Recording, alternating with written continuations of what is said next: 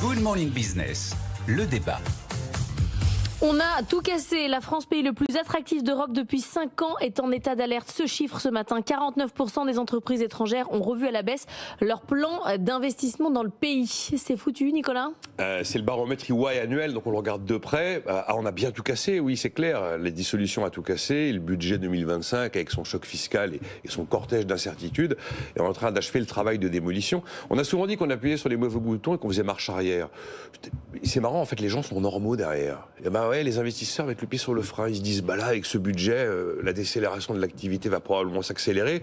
Tiens, ce pays qui faisait tout pour baisser le coût du travail se met à l'augmenter à nouveau. Et puis la dégradation des finances publiques est juste c'est vraiment juste une réalité. Il y a une seule bonne nouvelle dans le baromètre d'EY, c'est que pour l'instant, même s'ils considèrent que le UK pourrait retrouver des couleurs malgré les factures salées du Brexit, il n'y a aucun des investisseurs qui a tout arrêté et décider de partir. C'est pas annulé, c'est juste. Mais quand on regarde, on réfléchira plus tard. Quand on regarde la réaction vraiment cohérente des gens, c'est pas la peine de se faire des nœuds au cerveau. Ils se disent tiens, les surtaxes temporaires, est-ce qu'elles sont temporaires ? Le crédit d'impôt recherche et l'innovation vont-ils faire les frais du budget en cours ? France 2030, grand plan public d'investissement. Qu'est-ce qui va le risque de ponction existe ? Alors que c'était quand même une dynamique qui était plutôt positive. Pour une fois, c'était pas de la dépense de fonctionnement. Est-ce qu'on peut vraiment espérer le choc de simplification ? On l'attend, le texte, là, mais enfin, c'est quand même un énorme sujet. Et puis surtout, il regarde en termes de reprise en main des dépenses publiques par Michel Barnier. Et objectivement, vous faites 5 jours, 6 jours en arrière, on est quasiment à 7 milliards d'économies qui étaient prévues, qui ont été supprimées. On a décidé qu'on faisait 1 milliard de moins d'économies sur les pensions de retraite. On est en train de dire qu'on fait entre 2 et 3 milliards d'économies en moins sur les efforts demandés aux collectivités locales. On est en train de faire 2 milliards d'économies en moins sur la hausse du coût du travail. Je considère que c'est plutôt une bonne nouvelle. Enfin, c'est quand même 2 milliards d'économies en moins. On a donné 250 millions d'euros à monsieur Migaud, 300 millions d'euros en plus à madame Dati, 275 millions d'euros en plus à monsieur Retailleau. Qu'est-ce qui va rester ? Des économies de dépenses. Et donc, moi, je me mets à la place, effectivement, des gens qui soit ont des projets d'investissement, soit sont présents sur le sol français. Alors, c'est un baromètre, c'est des pourcentages. Oui, enfin, on parle quand même de 20 000 entreprises qui sont présentes sur le sol français, qui emploient 2 200 000 personnes, qui contribuent à 16% du PIB, qui apportent 35% des exportations industrielles. C'est pas uniquement des pourcentages et des statistiques. On parlera de l'emploi industriel dans le journal de 7h30, parce que là, c'est le seul point où on a des bonnes nouvelles. Mais laissez-moi 3 minutes pour parler au seul homme de France qui trouve que c'est une bonne nouvelle, absolument, cette chute de l'attractivité. Jean-Marc. Ah oui, tous les arguments qui ont été mis en avant, qui sont effectivement dans la quête, à mon avis, n'ont aucun sens. Quand vous regardez ce qui se passe autour de nous, Intel a renoncé à aller en Allemagne et les microprocesseurs ont aussi renoncé à aller en Allemagne. Bon, vous regardez ce qui se passe, les investisseurs, je crois qu'aucun investisseur étranger ne sait que Madame Dati a récupéré davantage d'argent dans son projet de budget à l'occasion de la négociation en ce moment en cours. Donc je pense que tout ça n'a aucun impact sur la réalité.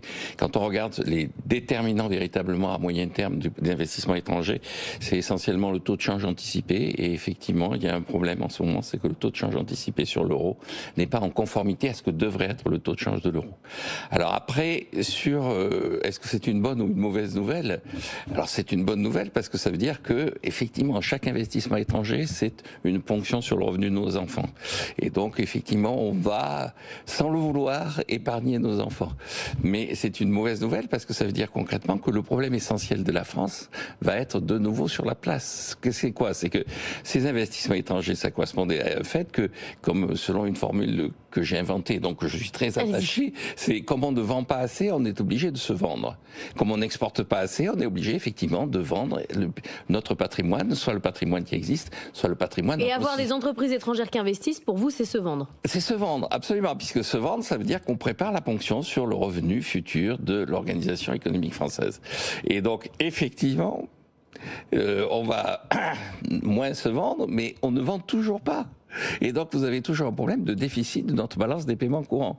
Et un déficit de balance des paiements courants, ça se résout, non pas encore une fois en essayant d'appeler des gens à notre secours, c'est en faisant un effort d'épargne. Mais les Britanniques, eux, ils sont contents, Jean-Marc, de récupérer nos investissements étrangers. Vous qui voudriez de britannique? Ah mais les Britanniques sont contents dans la mesure où effectivement il y a une anticipation des investisseurs étrangers à l'appréciation de la livre. Or c'est un des objectifs. C'est toujours un problème de taux de change. C'est un des objectifs. C'est un des objectifs.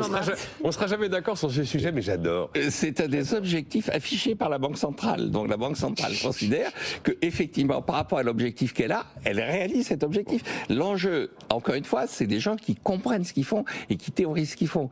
Et donc l'enjeu, c'est pas de savoir si le budget du ministre de la Culture britannique a augmenté ou a diminué. Bon. L'enjeu, c'est... Moi, je me dis... Il y a même un Chinois qui a investi en France, inconnu, là, dans le Doubs.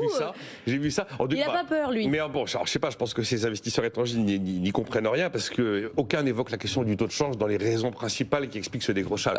Dans le baromètre EY. Dans le baromètre EY. Bon, la dernière remarque que je ferai... c'est un sujet, ça, on est d'accord. La dernière remarque que je ferai, encore une fois, on l'a dit vendredi, et tout ça, la population jeune mondiale, elle sera en 2050 en Inde et en Afrique. Et donc, au lieu de se poser la question de savoir comment est-ce qu'on va faire venir les Chinois, la question est de savoir comment est-ce que nous, on va profiter de la dynamique de croissance de l'Inde et de l'Afrique. Il faudrait expliquer ça aux banquiers français. Ils sont tous en train de fermer leurs filiales en Afrique.